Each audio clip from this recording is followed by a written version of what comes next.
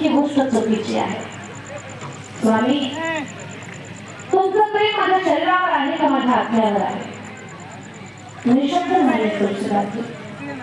स्वामी, माझ्या आत्म्यावर जर तुमचं प्रेम असतं तर तुम्ही थांबला असता. तुम्ही या शरीरावर प्रेम केलं म्हणून या शरीराची आसक्ती तुम्हाला इथपर्यंत घेऊन आले. असं काय बोलतोय सगळी तू? सत्य बोलतोय. कारण तुझं नाही का माझ्यावरती प्रेम?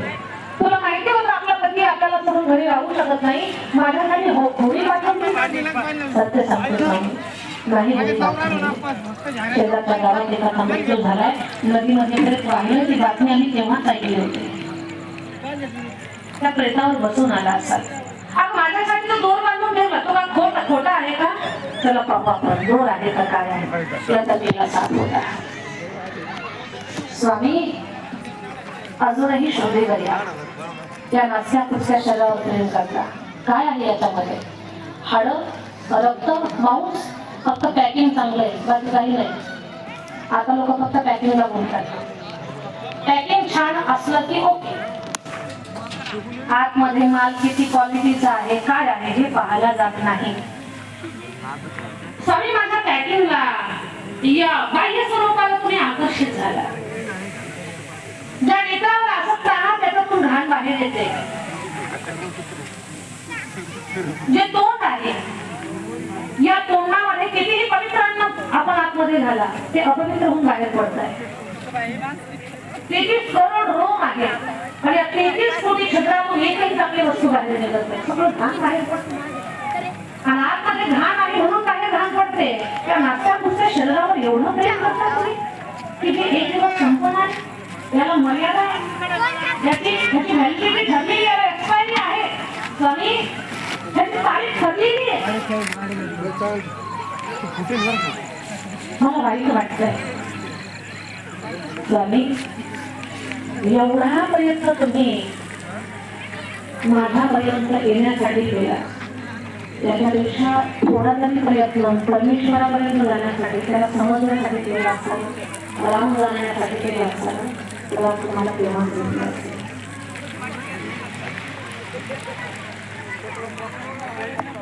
आपण म्हणतो शब्द शस्त्र आहे, पण कधीतरी शब्द शास्त्र शस्त्र नाही, शास्त्र बनलं. ते शास्त्र, त्या शास्त्रानं रामायणाचं स्वरूप साकारलंय. जोपर्यंत माझ्यासाठी केला तो माझ्या रामायणासाठी केला असता तर केव्हा घेतला असता. हा जोडले पत्नीला गुरु मानते आणि लोक म्हणतात पतीनं कट्टाळलं गुरु सुद्धा जोडले.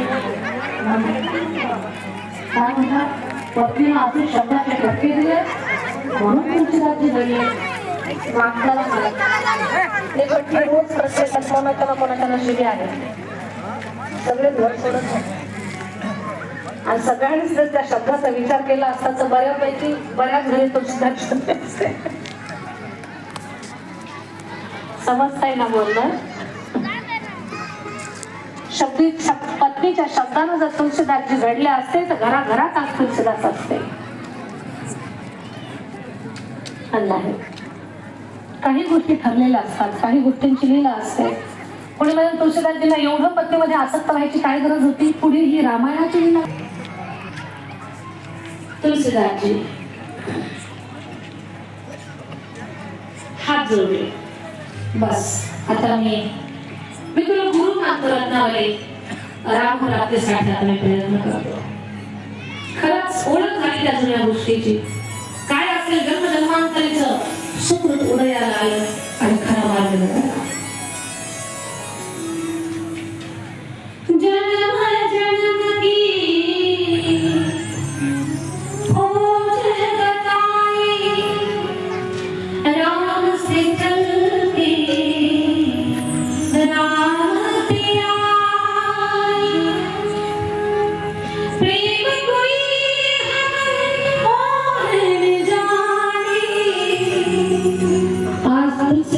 पूरी दुनिया को बता रहे हैं प्रेम कोई हम और न जाने, प्रेम कोई हम और न जाने, राम से रूठे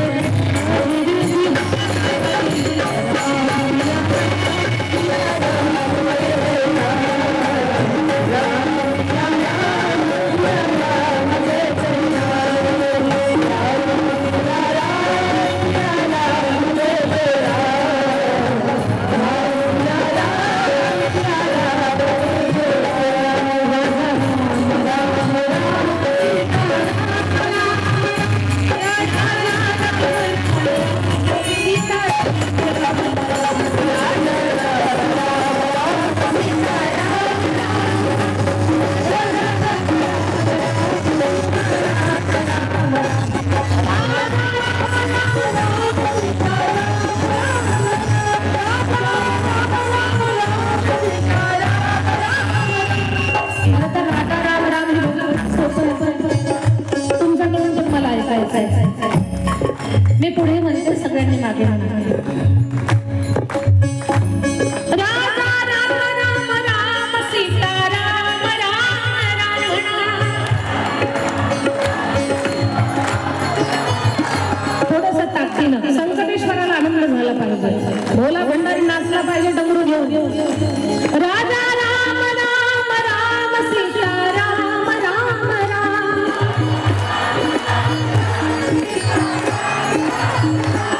राजा राम राम राम सीता राम राम राम.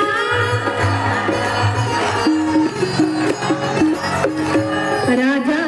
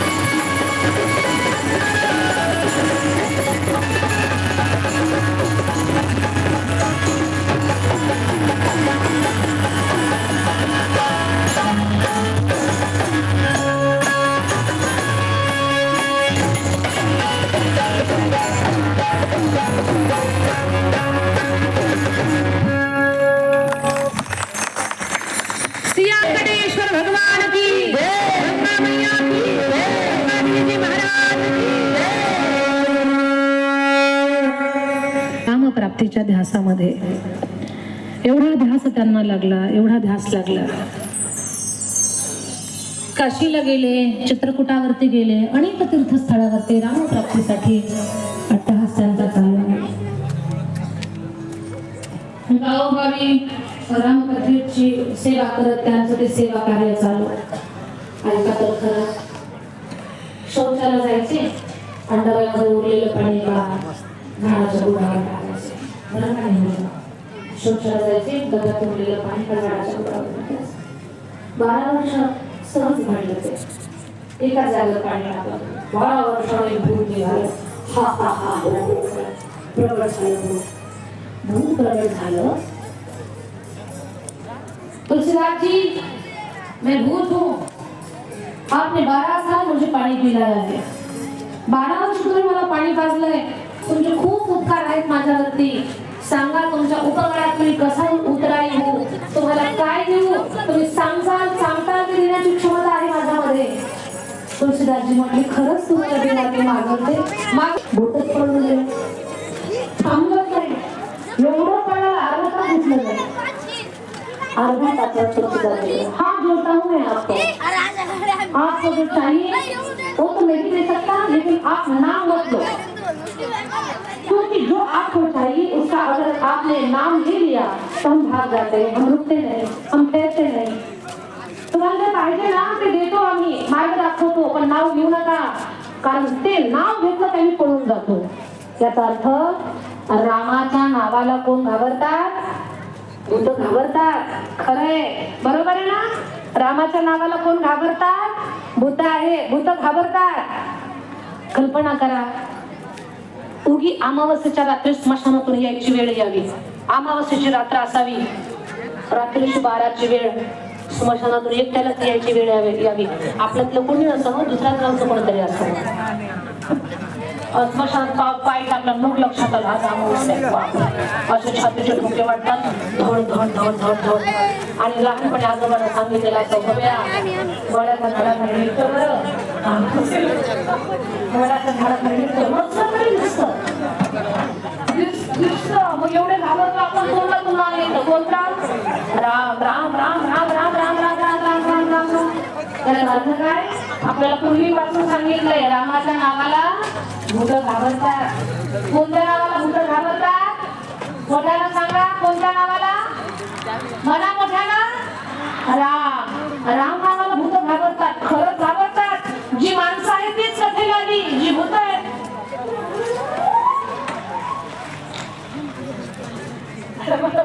अरे तुमचं तुम्ही आम्ही